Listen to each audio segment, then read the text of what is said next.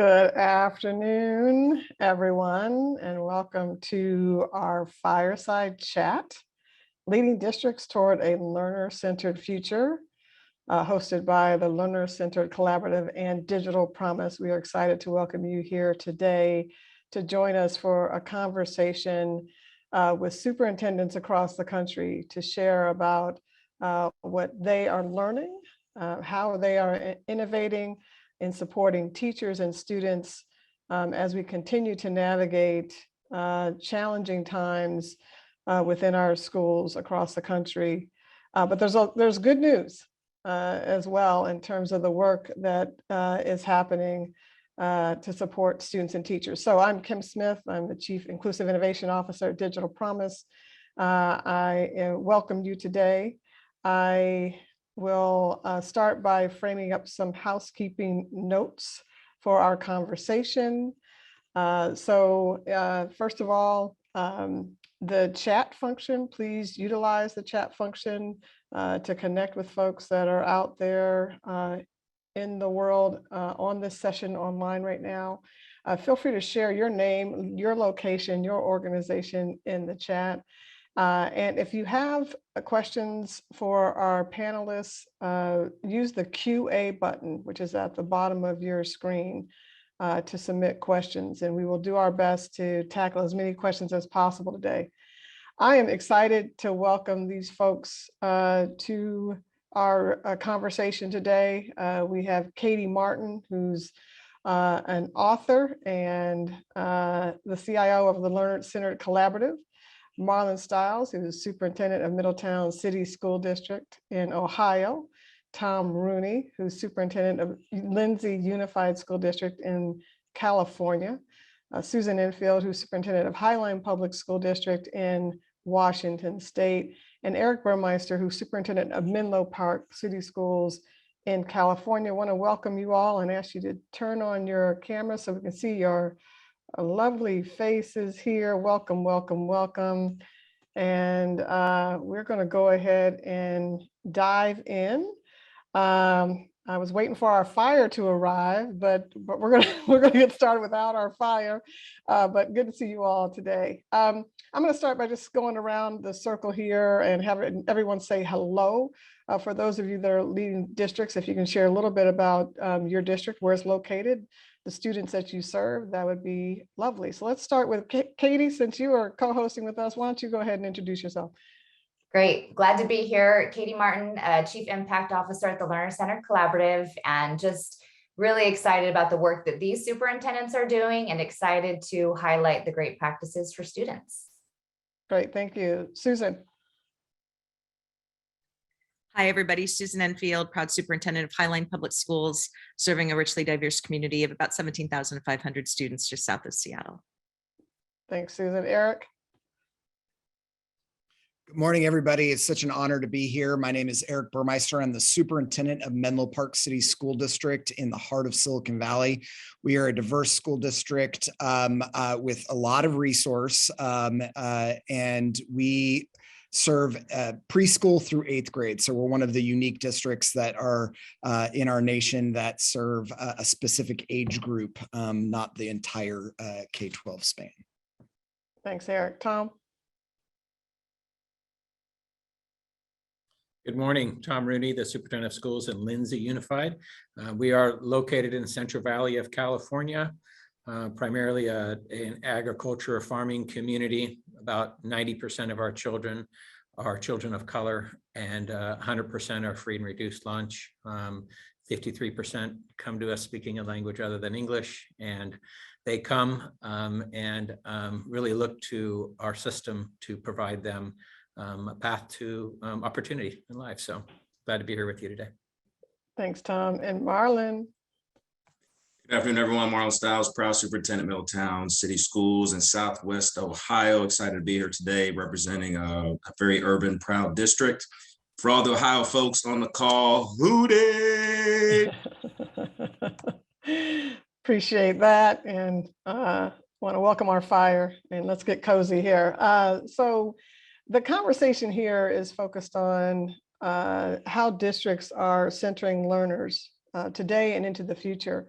We will focus on understanding how our superintendents are developing a culture of agency to engage their learners and close equity gaps, building learner profiles to support students as they on their pathways through school, opening micro schools, leveraging technology, meeting students where they are academically, socially, emotionally, physically, and building on the lessons learned and the bright spots that have emerged over the past 2 years in particular. We're going to start by inviting Tom at Lindsay Unified. Tom, you've been on this journey for a while as a superintendent. Many look to Lindsay Unified as an exemplary district for learner-centered practices. Would love to hear from you about the bright spots that you're seeing and what you've learned, particularly as you look at the past couple of years. Well, thank you, Kim, and glad to be here with all of you and those who are participating today. When I think about our journey in learner-centeredness and having been the superintendent now, this is my 10th year as a superintendent at Lindsay, is our bright spots are that our learners, despite the situations that they face in their life, they come to school every day and they love school and they love learning and they love one another. And so it's a cultural transformation that's happened in their life. And for so many of these children who are facing multi-generations of poverty in their family and just the challenges of lack of literacy and lack of support at home, they come to our schools and they are connected. They are met at their academic learning level. They are challenged and they feel a sense of belonging in community. And so it's just a bright spot when, in the last month or so, as we've come back from our winter break, I've probably spoken with, 50 or 60 learners throughout all of our learning communities. And in my conversations with them, just the way to summarize is they're just happy. I mean, despite what's going on, they're just happy the schools are open. And so many of them had said to me, I mean, like, well, what's going well for you right now? They're like, we're in school and don't ever close the schools again, Mr. Rooney, and we love being here. And I'd ask about, so what is it that you like about it? And they're like, all of these people here, they care about us. They care about my learning. Have you ever seen Mrs. Gonzalez? She's going to make sure I learn no matter what. And it just goes on and on. So our learners have a mindset about themselves and about their possibilities and what they receive. But I think also some really powerful bright spots, or what I'm seeing is high levels of engagement, ownership, dreaming of possibilities. I think when you look at our data, even pre-pandemic, we had 7 years of academic achievement gains. And then even in the pandemic, we didn't so much lose learning, we kind of just flatlined. But we have 75% of our learners go on to college after they leave our system, and 53% of those are getting a college degree in 4 years. And so they're succeeding when they leave our system. And so I think that the data points, when you are learner-centered and you create a system that is designed and makes it clear to the learners, this is what you're supposed to learn. These are the many ways that you can demonstrate your proficiency. We're going to stick with you and give you what you need, whether that's more time, whether that's a different resource, whether that's a different adult, whether that's some type of a program or whatever it might be. We're going to meet you at your level. We're going to give you the resources you need to ensure your success. And until you demonstrate that success, you're just not done yet. We're going to keep working with you. And it's not a positive or a negative. It's just where you are in your learning. And so definitely when I tell people, what I tell people is come and meet the Lindsay learners. And pre-pandemic, we had about 300 visitors a year, and they just spend a day in the life with the Lindsay learner. And when they do that, they see what's possible for children from impoverished situations, and they see what's possible for English learners.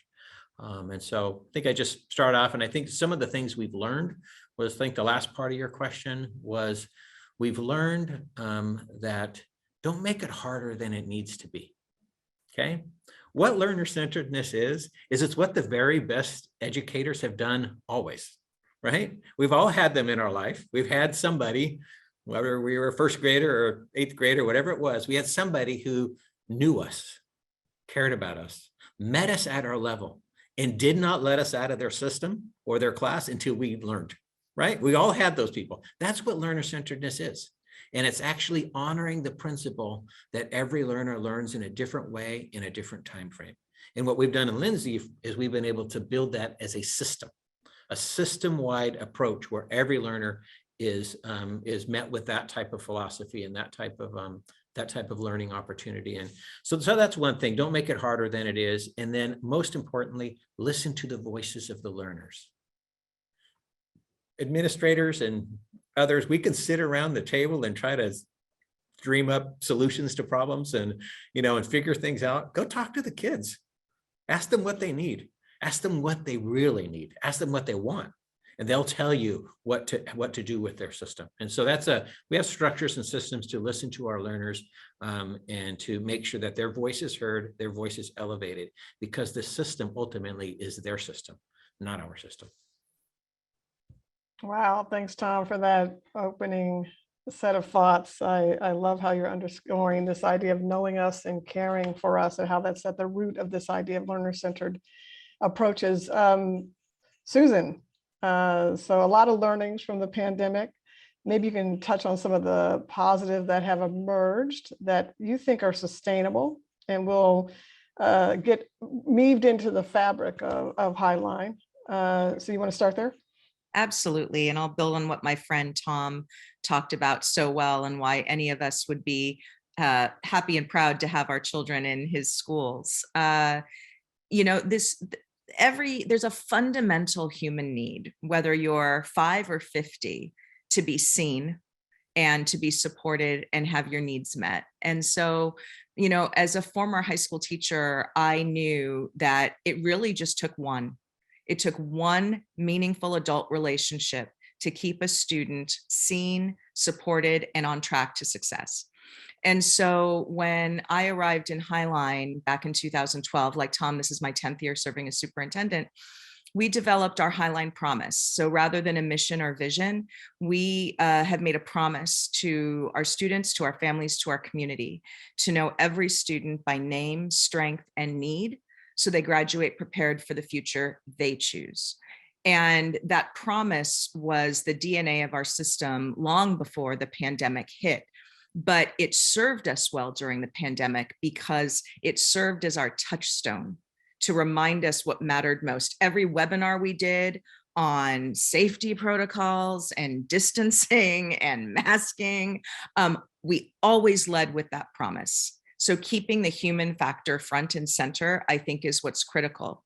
And then on a practical, strategic scale, if you're leading with and from that promise, that compels you as the adults in the system to not do what is comfortable or easy for you, but to do what our students need and deserve and tell us they want.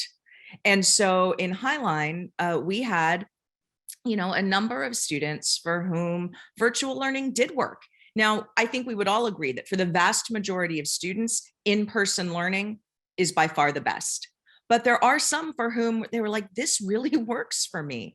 And I said to my team, we have an obligation now to continue that as an option. How do we take that away from students who have finally, in some cases, found success in their own learning?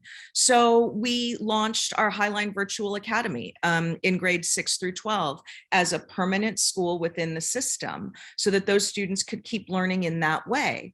And we also, in listening to families, heard that families of our elementary students wanted a virtual option this year. We didn't establish a virtual academy for our youngest learners, but we did provide, and it turned out to be about 600 students across our K-5 elementary schools who chose that option. So now we're looking next year at creating an elementary remote school as well, because that seems to be something that is working for our students and our families. And so I think what I would say overall is that for us to not apply what we have learned over the past 2 years is absolutely means that we are decentering and devaluing student voice and family wishes and priorities. And so I think we have to keep finding ways to push ourselves. As I say to my Highline colleagues, if we're going to do right by our children, we're going to make our lives as the adults harder. Deal with it. That's how the equation works, people. We're the grown-ups, and we have to keep pushing ourselves to do things that aren't easy, but that are hard and challenging, so that our kids can get what they truly need in order to succeed, and in order to show that public education is the best thing we have going in this country to propel ourselves forward and come out of the past 2.5 years stronger and better. Great, thanks, Susan. Let's go to Marlon in Middletown in Ohio. You have put a big emphasis on culture, community, closing the equity gaps in your community. Can you talk a little bit about what you've been learning, what you've been hearing from your students, and how have you brought students into your learning process in Middletown? Yeah, first of all, thanks for being here, everyone. Excited to spend some time with you this afternoon. Share a little bit about Medi Rising. What you see is our culture behind us, right? It's not a hashtag, it's a culture. It's who we are, how we go about doing our business. It's life in Middletown City Schools, and every single staff member, every single student, and every single community member eats, sleeps, and breathes the culture of our school district. Pre-pandemic, during the pandemic, and probably post-pandemic, we'll continue with our culture-based all the time behaviors. What we've been hearing from our children pre-pandemic and even during the pandemic is just listen to us, right? Create some environments that are for us where you just get to listen. And the more we executed some of those behaviors, we truly got a feel of what our children were looking for, and it helped guide our decision-making at a district and building level. We got Principal Nicole Fisher at Highview 6th Grade Center. She engages kids on a frequent basis, and it guides some of her decision-making amongst her staff, especially on her teacher-based teams. We have a student advisory council where we listen to children, and they guide us as far as programming for the future. We also hear our children oftentimes say, I've got a light at the end of my tunnel. And Katie, we've talked about this before. I just need help navigating the journey to execute a path to make my dream come true, to reach that light at the end of the tunnel. So as a district, we're starting to adjust and recreate, I won't say reform, but really transform our school system to really allow our children to better navigate their journey, K-12, to make their dreams come true. We're also finding that our children are very interested in having a strong sense of belonging inside the walls of our classrooms. That's a reality for children across the United States of America. Our children want a strong sense of belonging. So things that we can do better, right, that I've really been thinking about here lately is really asking myself the question, which child is furthest away from the opportunity? Right? We often get caught up in our behaviors I know I do, I'll take ownership of this. And you get so caught up in visioning and planning and thinking through, this would be a cool opportunity for children. But I've been trying to slow my thought process down here lately and really think about which child specifically is farthest away from the opportunity, really get in and have conversation and dialogue with that student or those student groups, specific student groups, and get a feel of the reasons why that the system is really causing some of those opportunity gaps to happen as they navigate the system. So it is my hope that as we really continue to move forward, especially here in our school district, we continue to just listen before we create programs or opportunities, or really create some very specific conversations to really get a true sense of why our school system is causing some of those opportunity gaps or equity gaps or access barriers. And then once we truly understand from the student perspective why, then it gives us a really clear path and a whiteboard, so to say, to really draw up some potential solutions to specifically and effectively give kids some greater opportunities. So for anyone listening, if you've got some strategies, please drop them in the chat for us. But I would encourage you as you move forward to really ask specific questions, try to personify really the learner-centered approach specifically for a child or a student that you're really thinking about as you navigate a response and create opportunities for kids. Our kids are definitely worth it. You heard it from Tom, you heard it from Susan, you're going to hear it from Eric here in just a few moments. Every child is worth it. So give them that platform that they need to be heard, and then have a blast working alongside them to try to navigate a way to make that opportunity come true. I love that. Thank you very much. Hashtag listen to students. Appreciate that, Marlon. Let's go to Eric in Menlo Park, and would love for you to share a little bit about your whole child framework that you've developed in Menlo Park, how it came to be, how you're breathing life into it with your learners, and talk a little bit about what it means to you to be a learner-centered school district. Great. Well, thanks so much. And it's such an honor to be on this panel with two organizations that I respect deeply and with superintendents who are my educational heroes and people that I look up to. So thank you for having me and our story here. I think one of the, I'm going to take a more of a tactical approach to answering your question, because I think a lot of people, if I think of who I was and where I was at 10 years ago when I started in the school district, and trying to think about how we navigate this process of moving our focus in public education from building schools based on the needs of adults and transitioning that to building schools based on the needs of students. There's a lot of great intention, but how you do that tactically as a system leader can be super challenging. And so some of the things I think that we've learned in the process that has sort of resulted in our whole child learning and development framework, which is available on our district's website, is thinking about how innovation and how change happens. And so we thought deeply about Robert's diffusion of innovation model. And I see Katie smirking a little bit because she hears me refer to that quite a bit. While Robert's diffusion of innovation is specifically, the research is based in implementation of technology, it really is the process of implementation of change. And change starts with those people on the bleeding edge, those people who are willing to take risks, those people who are willing to do something different. And so our whole child learning and development framework, which is now district-wide, and it's how and who we are, started because we created space, we created options, so we created the choice. We created support and incentives for people to jump on board with an idea. And that idea was, how do we make our classrooms learner-centered rather than adult-centered? And we, year after year, got more and more people involved. And in that very first part of the process, we said to them in this zone of innovation, we said, you can do whatever you want, but we want you to come together first and start with a vision for what it is that you want to have happen. And so we engaged in design thinking. We partnered with, in design, they call it T-shaped teams. We partnered with outside organizations such as the Learner-Centered Collaborative, Digital Promise, the League of Innovative Schools, Chan Zuckerberg Institute, Transcend, and so forth. We went and we visited other school districts like Lindsay Unified, and we encouraged these innovators who were teachers in our district to take some big risks.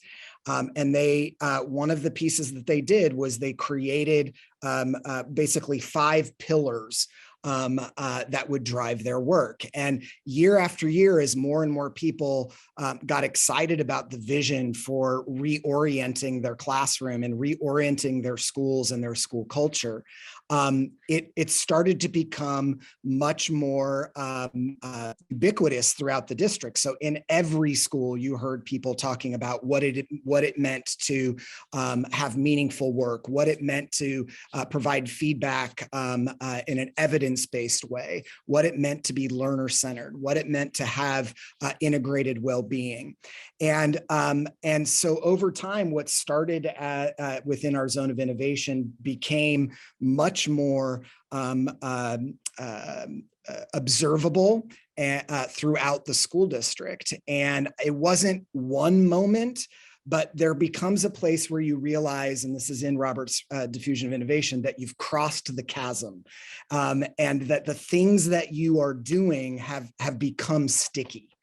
What came out of that was our whole child learning and development framework. And we realized that we had achieved that level of ubiquity when the majority of our staff and our parents and our kids could talk fluidly about it. And that's when the whole child learning and development framework came from something that defined the zone of innovation to what defined Menlo Park City School District. Great, Eric, thanks for taking us through that journey. That's really helpful to hear. Katie, we're hearing words such as human factor, care, ownership, engagement, belonging, seen, supported, listen, options, choice, well-being, right? These are some of the words I've captured from our superintendents around this idea of learner-centered. You work with schools, districts, teachers, administrators across the country. You're a mom of 2 school-age kids. Maybe you can talk a little bit about the bright spots that you're seeing from where you sit. Yeah, all those words just bring joy to my teacher and mama heart, thinking about what we really want for our young people. And just honored to be with these superintendents and you, Kim, having been in each of your schools, districts, worked with your teachers, worked with your community. I know that these are leaders who are leading by learning and really creating this sense of belonging. And it's not just a vision, a mission statement, a framework. So those are important. It brings shared language, but it's also in, as Eric just said, the DNA of how we work, how we engage with people, and how each and every person thinks about their own journey and what it means to truly be a learner. So when I think about the bright spots, I am really starting to see more and more leaders, families, learners starting to understand that success is more than a test score. Success is more than just doing well on a test, and really starting to have conversations about this. And so I was working with another superintendent actually in Pennsylvania recently, and he was getting data from his community, like all of these leaders have. And we're talking about really creating a new vision of success. And he was saying that the data show parents and teachers think success is about joy, belief, belonging, all the things that we're just talking about. And students say doing well on a test. Students say my parents and my teachers are proud of me when I get good test scores. So what that tells me, and what I see time and time again, is that our words and our actions don't always align to what we truly believe about success and what we've experienced through success in our own lives. So I think that the bright spots for me are districts and communities who are starting to come together and have really meaningful conversations about what they want for learners, and expanding the view of success from, narrowly, we've done well on a test score or we're an AB school, and thinking about what kind of students you want to produce, what your commitment is to developing them along the way. And so that's a beautiful bright spot that we're getting there as communities. And so I think that we need to continue to not only talk about what success is, but start to align our metrics and our conversations and what we portray to the community about success in our schools. And we're seeing that happen. And so I think that in the next couple of years, we're going to see more and more of that, starting to move beyond just what's been in the past. Great, thank you for your thoughts. I'd like to, there were some questions that were submitted, and I'd like to kind of ask you all to respond to this notion of how do we transform rather than reform. And if you can think about the work your districts have been doing over the past 2 or 3 years, a question about systems transformation, right? At the League of Innovative Schools, we talk about systems transformation. This is why you all are part of this network. How would you say that your system has evolved over the past couple of years? Are there policies that have changed, practices? Are you thinking about kind of funding allocations differently? I'm going to open the floor to anyone who wants to step in here, but we'd love to hear how you have seen transformation take place within your system. Well, Kim, I'll jump in. And I know we're talking bright spots, so I don't want to go dark, but I do, don't fake your funk, right? We have to be honest and real about the challenges as well. And, in the early days of the pandemic, there was a lot of pretty talk about, we're not going back to normal. We're going to transform. Our school systems are going to be wholly different. Anyone out there can say that they are wholly transformed and approaching education in a truly different way? Not so much. Good things happening, to be sure. So I do believe that we still have a window of opportunity to make transformational change, but we're going to have to work harder. And we're going to have more honest conversations. So I just want to put that caveat out there to challenge us to not shy away from continuing to push and have the hard conversations that we need to have around our systems. That said, I do believe that the pandemic gave us a chance to operationalize some things and take to scale some things that we had been doing in smaller ways. So for example, I'll relate it back to our Highline Promise. And I just wrote about this in the latest edition of School Administrator Magazine, that, you know, we focused so much on the digital divide early on. We had a relationship divide. We had a trust divide. Like, those are the divides that we need to start talking about if we're really going to transform. So how are we making sure that we have no invisible children in our schools anymore? That no child can say that they go through a school day without having a positive interaction with an adult who knows them and supports them and challenges them and holds them accountable. And so how are we operationalizing that? And in Highline, we've really worked to try to make sure that our children who need that the most have an adult assigned to them, so that there is that relationship building. But I think fundamentally focusing on relationships in school and making sure every child is connected, yes, to the internet, but more importantly, to one another, to the adults in their school, and to their school community, is how we're going to get to the transformation we'd all like to see. Yeah, Susan, it's getting hot in here, right? With that fire on the screen. Thanks for that perspective. So I think you bring up something very unique, right? So I want to talk about a different type of pandemic, and it has nothing to do with the coronavirus. Our children have been in a pandemic for a long time. And some of that is because of socioeconomic status, race, whatever it may be, but our children have been in a pandemic. So what we've been trying to do is really shift the dialogue around how do we transform adult behaviors so that our children have a stronger sense of belonging. Again, just short and sweet for the sake of Q&A right now, we are exploring right now onboarding our district K-12 with micro-credentials through Digital Promise that are all centered around diversity, equity, and inclusion. So we're not going through diversity, equity, inclusion training. Training is a singular event. We are building brand new learning and awareness and transitioning that into classroom-based adult behaviors that generate a stronger sense of belonging through our children. So as you think of micro-credentials, Digital Promise has a wide variety of diversity, equity, and inclusion driven micro-credentials that you can explore that result in a change in behavior. Just one way to address a different type of pandemic that results in greater student learning or access to it. Kim, this is Eric. I'd just like to add, and I know we don't want everybody to answer every question, but I think this is a critical piece. If there's somebody out there who wants to take one step that has long-lasting impacts in so many other areas, focus on grading. How we evaluate kids and how we communicate what they know and what they can do is the single most impactful step that you can take in this work. Great, thank you, Eric, for that thought. I wonder a little bit around how you think about what we're doing now that we should not be doing, what we should keep doing. So if you had to name one thing that you were going to press forward on around keeping learners centered, and one piece that you're looking to either scale back on or something that may have evolved and dissipated within your district, any thoughts regarding that question? Since I haven't had a chance to talk yet, no, I'm just kidding. I would just echo it's that transformation piece. To go back to your previous question too, the transformation piece. It is about, first and foremost, changing adult mindsets. When you change adult mindsets, you change what's possible for children. And Eric is right on. Tackle grading, and it sets it all up.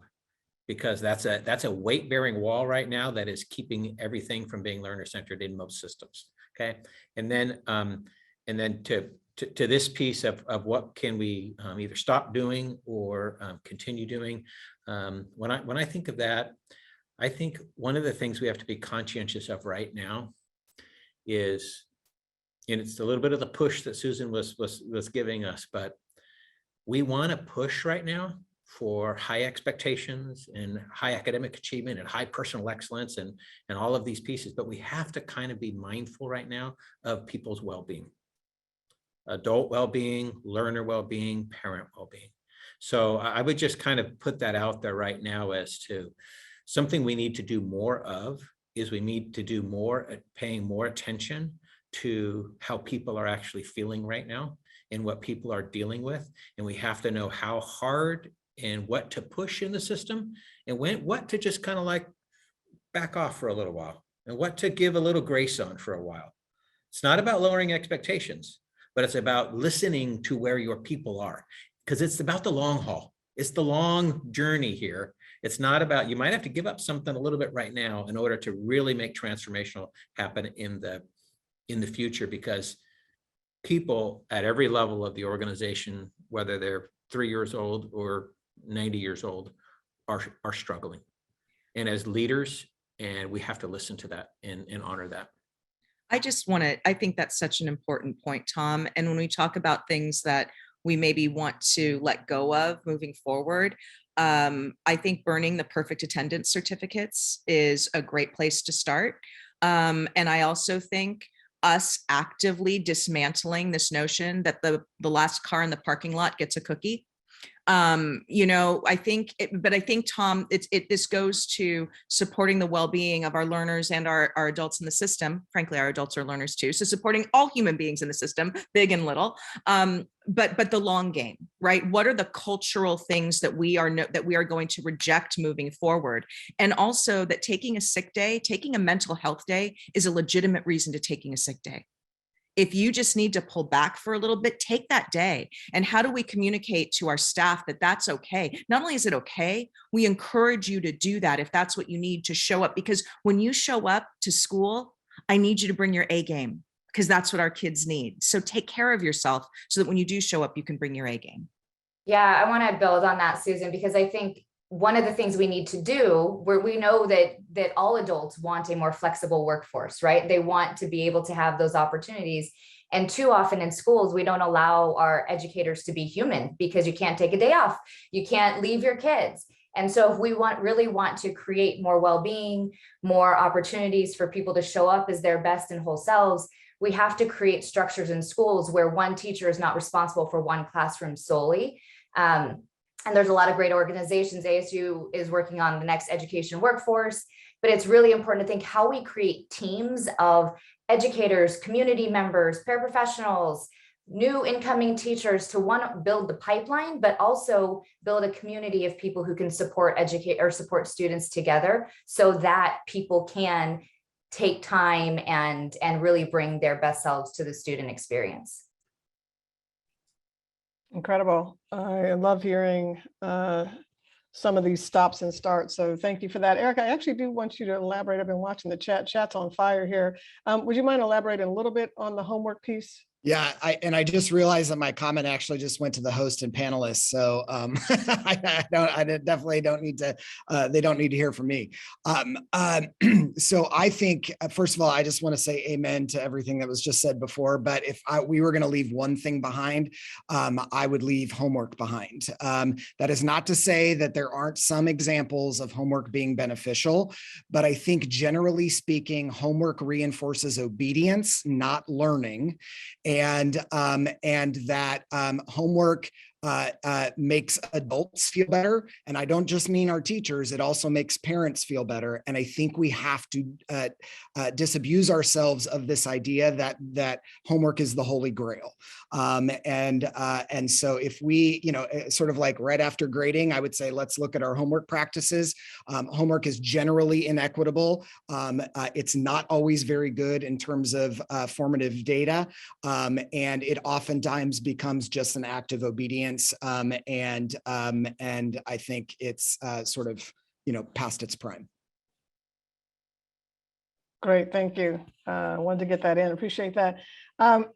Question around, where does technology live in learner-centered experiences and environments?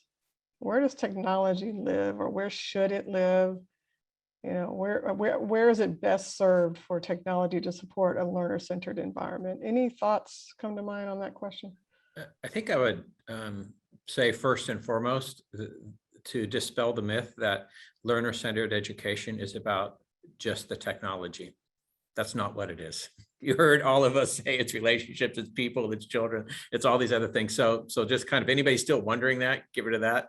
And however, we would say that technology is one effective accelerator for learners possibility. It honors, it allows us to honor a principle that learning can happen anywhere and anytime. So if a learner learns best at 3 o'clock in the morning, boom, they can jump on and go for it. And, and somebody else on the weekend or whatever it might be. So it honors that principle. And there are a lot more programs now that are geared towards learner levels. Like they can, and we all know of them and we can name them. They're becoming more and more about, you're at this level, you demonstrate this competency, you move on. And if you don't get it, here's a little tutorial. And so I would say that technology it plays a key role, but it is not the answer, because it doesn't replace relationships. I would build on that, Tom, and bring us back to the notion of technology as it relates to equity in learning. So, and Marlon and I have been real proponents of this, as has the League and Digital Promise, that, when we had to go into distance learning, we had to scramble to make sure that every child had not just a working device, but home broadband access. And sadly, I think that we've let go of that push. And I think some of our kids and families are still relying, if anything, on hotspots, which is not a permanent solution. And some don't even have that. And I think that, what technology does, I'm all about get rid of stupid homework, but ensure that learning can happen any time of day. And technology allows our students to not have learning confined to when they're at school. They can log on at 11 o'clock at night if that's when, inspiration hits them to write that poem or investigate, the life cycle of a worm. I don't know. But I think that giving children access in that way so that their learning is not tied just to the school building is fundamentally an equity issue that I just don't see yet the collective will and refusal to go back to allowing that to happen. And I worry that we need to that we've let that go, and we're going to go back to perpetuating the inequities in our system if we don't address the universal broadband access. Yeah, Susan, shocker, we were thinking the exact same thing when that question popped up, right? I'm thinking of that video you and I were tossing phones back and forth to each other, and then landed in Kim's hands. But I want to stay on that equity topic for just a moment. As I think about technology, I think about the inequities inside of some of the digital platforms that our kids are using to access learning.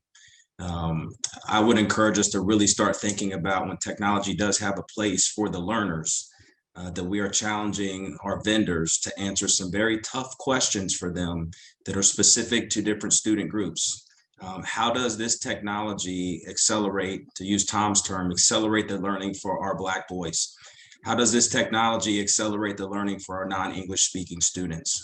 Require them, right? Now, don't ask, but require them to show you the metrics, show you the data, show you the evidence, show you the reading passages that invite a diverse child, a brown or Black student, to be able to read across the passage and be able to respond to some of the questions that are not from the dominant culture perspective.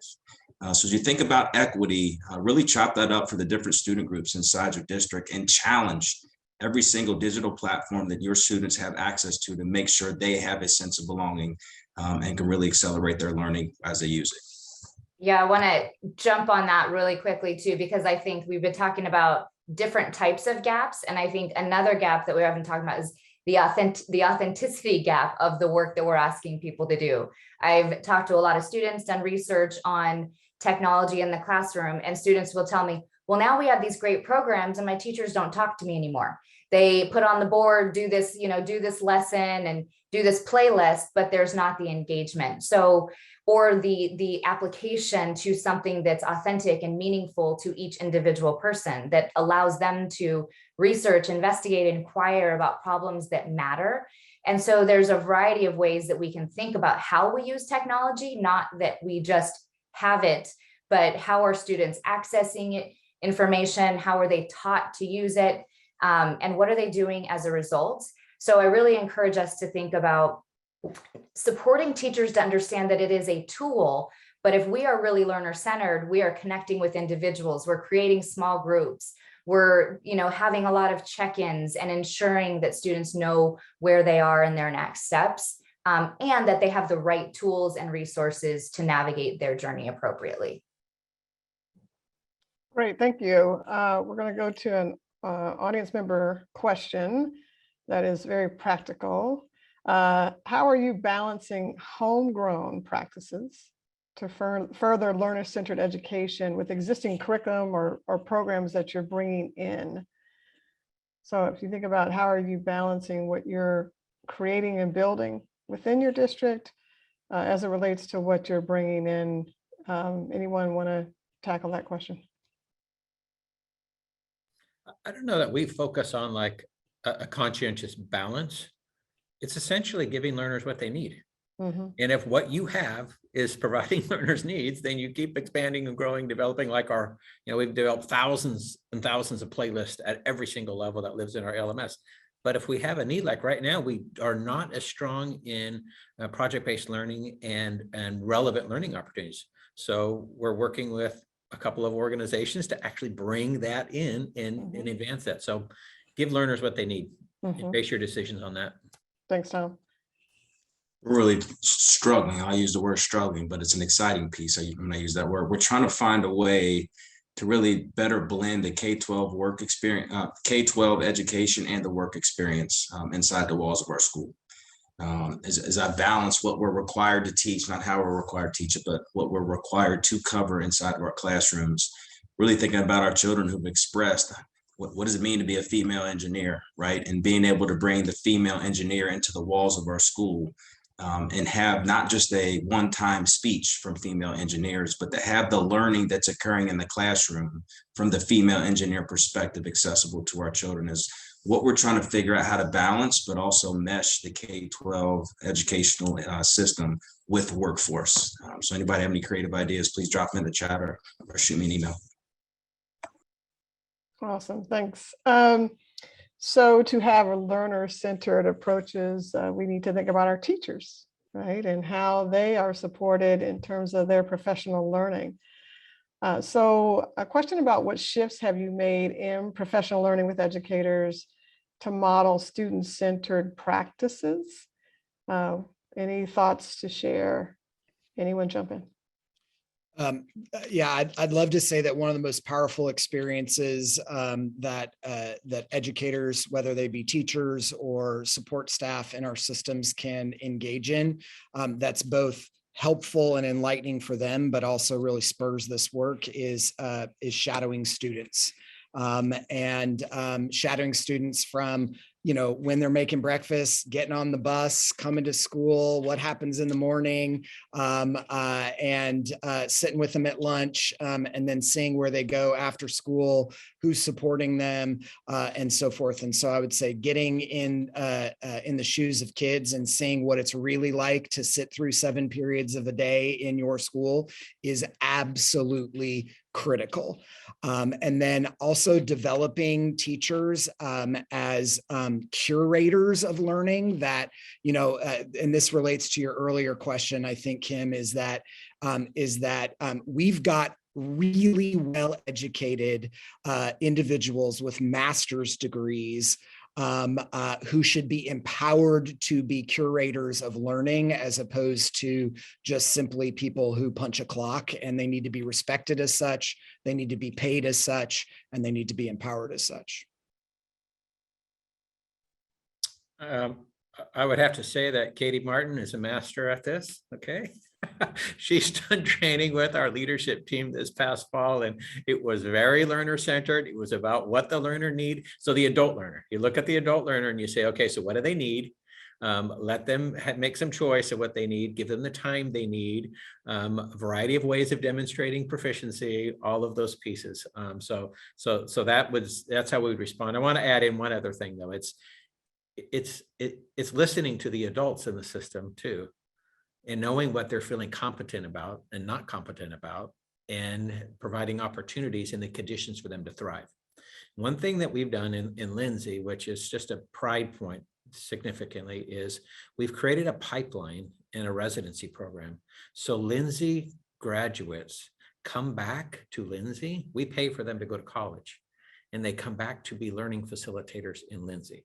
And of the last 28 people that we've hired, 20 of them are former Lindsay learners. So these are children of poverty going to college and coming back to now serve Lindsay's children. And many of them so they lived in the performance-based system. They lived in the learner-centered model, Lindsay, and now they're coming back to actually be instructors in that. So again, it goes back to listening to the learner, even if they're the adult learner. Sure. One last just quick strategy that we're in our first year really trying in the collaboration with school districts in Butler County, Ohio. Through our ESC under leadership of Chris Brown, we have an educator of color cohort that is underway right now. So educators of color, Black and Brown from across the county convene every third Thursday of the month at our ESC. And it is an affinity group where they get the professional development that they are looking for with the affinity group that they belong to. It is customized for them to meet their needs. We have a facilitator from the ESC. No administrators allowed, not even myself, who was part of the same affinity group, but no administrators allowed. It is specifically for our educators to be able to relate, lean on, and support each other as they navigate how to function in education present day. One of the things I would add on to that, we have affinity groups as well, and not at the scale of what Tom is doing, which I think is magnificent. But we do have what we call our bilingual teaching fellows program in partnership with Western Washington University, where we identify our bilingual paraeducators, and then they go through to your cohort model to get certified so they can come back. We find hiring dual language teachers is incredibly challenging. And similarly for teachers who are special education teachers, this past year, we just started a similar model for special ed as well. So a grow your own model. I just want to highlight, Kim, I know you're going to jump in, but I just want to highlight the connections between all of them. And really, I think you said like learner-centered to me is really about every individual being a learner. And that does start with, you know, the leaders, educators, you know, community members, students. So really creating those experiences. And just like you all said, in all those examples, people create what they experience. If they're learning in community, they're pushing, you know, on their own bias and their own experiences, and they're thinking about new and different models in their own learning, then that's how we can create the opportunities for them to create those experiences for their students. And I think Eric said it best, like we have to give people closest to students and closest to the learners the resources, tools, and autonomy to do what's right for them. Yes, yes, you're here. We are in the last 4 minutes here, and I'd love to pose a question, and you can choose to answer one or both. So as we are parting with this audience, you can share either some words of advice to those that are really eager to develop learner-centered environments, or you can talk about something that you're looking to do over the next year to evolve your learner-centered approach. So either words of advice or something that you're planning to do over the next year, or both, if you so choose. And so I'll go ahead and kick it off with Eric. Thanks. Well, thanks, Kim, Digital Promise and Learner-Centered Collaborative. I can't say enough about the work that you do. So one piece of advice I would be is reach out to these two organizations to get their help. Triangulation is key. You cannot do this alone. Don't do this alone. And the other thing is that, you know, and this has just struck me recently, is that the environment that I see sort of like our world going to, everybody is emotionally dysregulated right now. And I think that it's very easy to sort of like hear from us and, you know, hear all this inspiration and sort of go to the place of like, why isn't my school doing this? Why isn't my board doing this? Why is my principal doing this? And I think that we just have to go back to that piece of like, we're all in this together and let's have a collaborative spirit. Start with questions and listening more than answers and frustration, and reach out to the resources that are out there, learn from one another, and don't be afraid to take risks. Thank you. Let's go to Marlon. Thoughts? Yeah, had a blast today. Hopefully you did as well. Hope my colleagues on the call are getting a little bit of rest around this fire. Keep it short and sweet for the sake of time. Walking into the future, we know what, right? We know what. I think for me, it's how do we go about doing it? And I would encourage us all to really think about how do we embrace the idea of co-designing the what. Oftentimes, I know I'm guilty of it, and I do it all the time. I get this idea and we just race, right? And you see it and you see it and you just go straight to execution. But for us as a system nationwide to start co-designing, right? Co-designing with vendors, co-designing with students, co-designing with educators, co-designing with leaders, but co-design, and see if our solutions are more accessible and effective for the children we've designed them to serve. Hope you had a good time today. Thanks for joining us, and please keep rooting for those Bengals. Hoo day. Thanks. Tom. Quick word of advice would be become known as radically learner-centered, even if people hate you. Okay, just go for it, because that's what you got into it for, and kids will appreciate you for that. And then what we're going to do, we talked about this learning facilitator pathway and residency model. Just last weekend, we launched a learning facilitator leadership pathway. So we are taking our learning facilitators and training them to be the future leaders in Lindsay. And one of these days, one of those Lindsay kids is going to be in my seat, in every seat in the system. So excited about that. Thanks, Tom. Susan. So I think in this, I can tee up a potential other fireside chat topic. If we're going to bridge the relationship divide between our children and adults in the system, we have to bridge the relationship divide between the adults in the system.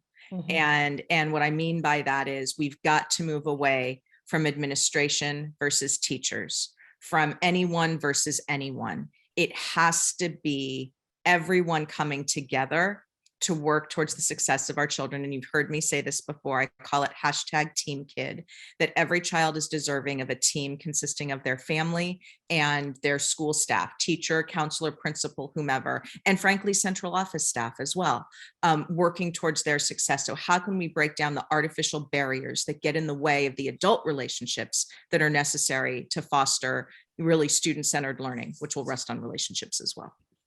#TeamKid. I love it.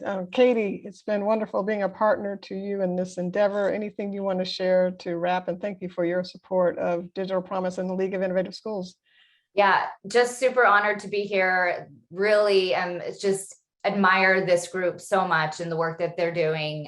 Love TeamKid and radically learner-centered. I would say we're super interested in prototyping and co-designing new metrics of success and new ways to share what we actually care about. So let's do it. Let's do it together and let's figure it out. Great, thank you all. This is the last webinar in our Fireside Chat series. As we move into spring, we're going to turn off the fire and head into the spring. And thank you all for joining us today. Thank you, Eric, Tom, Susan, Marlon, and Katie. Take care.